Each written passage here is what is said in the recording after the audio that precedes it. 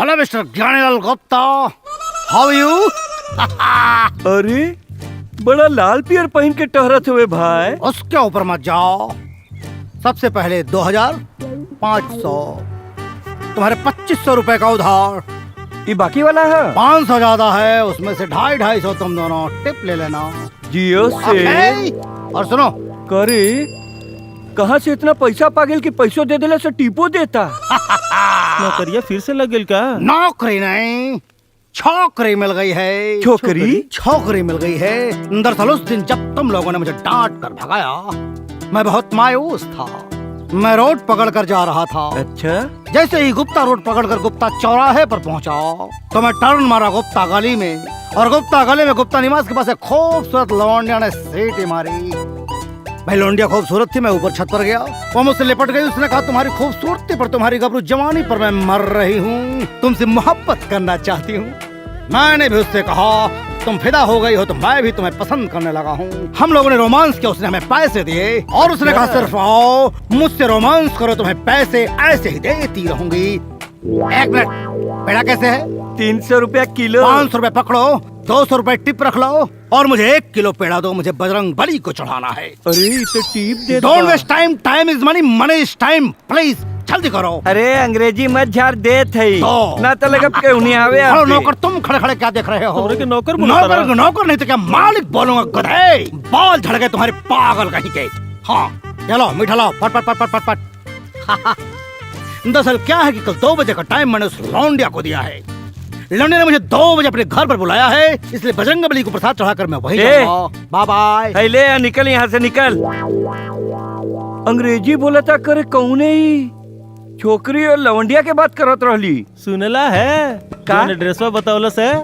कौन एड्रेस? गुप्ता चौराहा, हाँ। गुप्ता रोड, हाँ। गुप्ता गली, हाँ। गुप्ता निवास। अरे तोरे भदेली में चाटता। अरे सरवो, है बतसवा। हाँ टाइम कितना बतैला सकाल? 2 बजे। 2 बजे? हाँ। कल 2 बजे सारे के रगड़ल जाई जरूर। अरे बतसवा कोड दे तो के।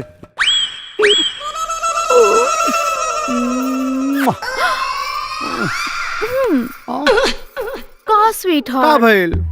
स्वीटी कितना स्वीट से ओट छोड़ के कहाँ लागल बड़ा? ए करे जा, तोरे बदन में जहाँ भी छुईला लागल रसगुल्ला टपकत हो। साची आई तो हर करे जा धलकाता है, इतनी तेज का है। आई लगता कि राहु के तू आ गई। राहु के तू भैया, भैया कहाँ जा गले तोहार? अब का होई? अब हम तारा के कहाँ छुपाई?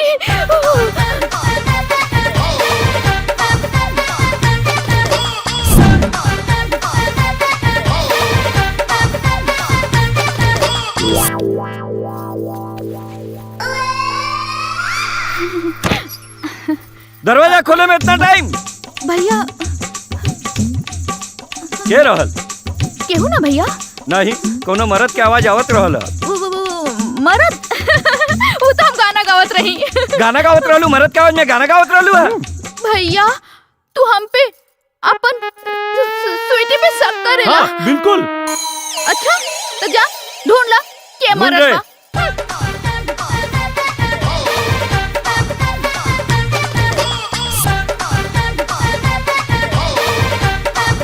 का भैया हो गल सब शक दूर? कुछ ना बहन करे, तू हमार बहन पे शक करत हुए, गलत गलत इल्जाम लगावत हुए। अरे मालिक का चाका जवाब बनी है गोलगप्पा। अबे नौकर ठीक से साफ करो, गर्दा दिखना नहीं चाहिए। ओके। अरे पतली कमरिया हिलावे लपा लपा, अरे मालिक का चाका जवाब बनी है गोलगप्पा।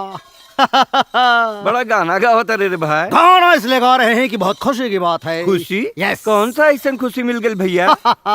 कल मैं अपनी गर्लफ्रेंड के साथ रोमांस कर रहा था, अच्छा। तभी एक हलकट टाइप राहु और एक चिरकुट टाइप केतु आ गया। वो दोनों दरवाजा खटखटाने लगे। मैं घबरा गया, मुझे लगा कि आज तो मैं पकड़ा गया, लेकिन हमारी गर्लफ्रेंड बहुत तेज टाइप निकली। उसने कालीन में लपेट कर एक कोने में मुझको खड़ा कर दिया। वो दोनों राहु केतु पूरे घर में ढूंढते रह गए, हमको पाया नहीं और लौट कर चले आए। और उसके बाद मैंने वही कालीन बिछाया, अपनी गर्लफ्रेंड को लटाया, और फिर क्या क्या क्या क्या हुआ जिसकी तुम लोग कल्पना नहीं कर सकते हो। ओह माय गॉड, मैं तुम लोगों को एक कहानी को सुना रहा हूँ। एक काम करो, ये पकड़ो 2000 रुपए, मंदिर पर 2000 रुपए के बतासे, क्या बोला मैंने, मंदिर पर 2000 रुपए के बतासे बंटवा देना। मेरी राहु और केतु की शांति के लिए मेरी गर्लफ्रेंड से मुझे कल 2 बजे मिलना है और मुझे उसके लिए लहंगा खरीदना है, इसलिए मैं जा रहा हूँ भूतनाथ की दुकान पर। ओके माय डार्लिंग, आई एम कमिंग। और मारा हमरा के बुझाइल राहु केतु के बा के सेठ, अब अहिनो कुछ बिगड़ा लाई बा। तू अपना बहन स्वीटी के बिया हमरा से कर द, कहीं बतासवा कुछ ऊपर नीचे कर देलस ना तो हम बिया नहीं करब। सारे 5 लीटर पेट्रोल के इंतजाम कर, काल जला के बतसवा के राख कर दे राख। ठीक बा। आर मांगले ना दुनिया पार मांगले, आय हाय आर मांगले ना दुनिया पार मांगले, दुनिया तोहरे जैसन लामा हर भातार मांगले, दुनिया तोहरे जैसन लामा हर भातार मांगले। दे ना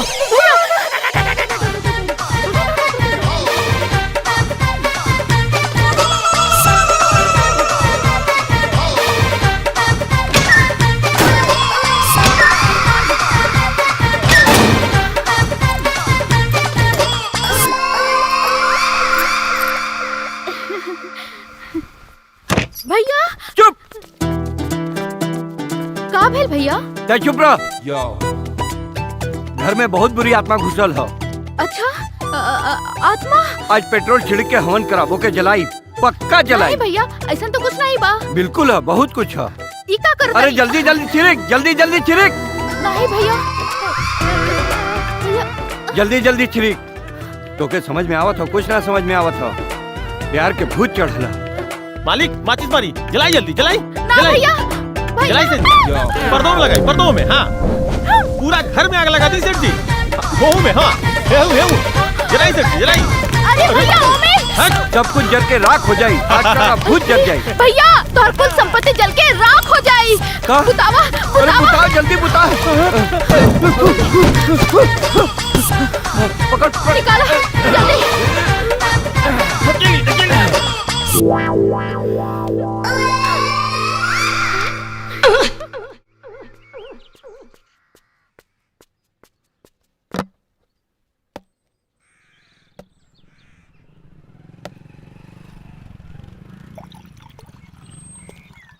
Yo.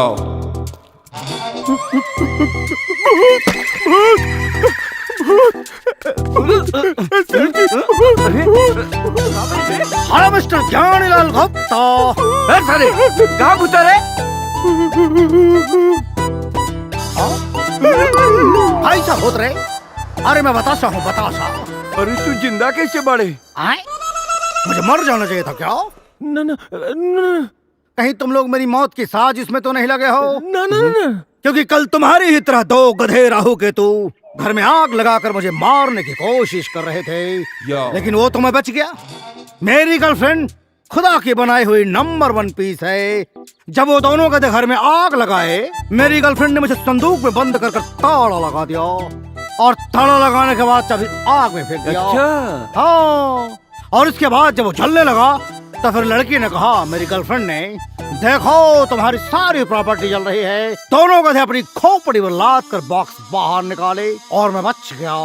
मेरी गर्लफ्रेंड से मेरी शादी होने वाली है, वो आने वाली है। तुम लोग फटाफट 15 किलो मोती चूर के लड्डू पैक करो, हमें मंदिर में शादी करनी है। 1 मिनट फोन करता हूँ। Darling, oh my darling, my sweet heart, my baby, come on, जल्दी आओ, मैं वेट कर रहा हूँ तुम्हारा। ओके ओके।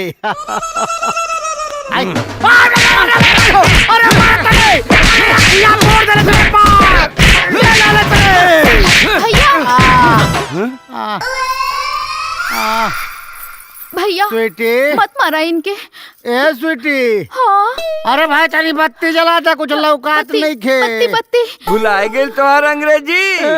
अब सीख गईला भोजपुरी तू। सीख गए नी बाबू। है ना? अरे मेरी भाई हो। ठीक ना? ए स्वीटी, हाँ। ए बचा ला हमके मार डरे कुलो। का हाल बना देले बा। छोड़ दे भैया इनके। कहे छोड़ दी?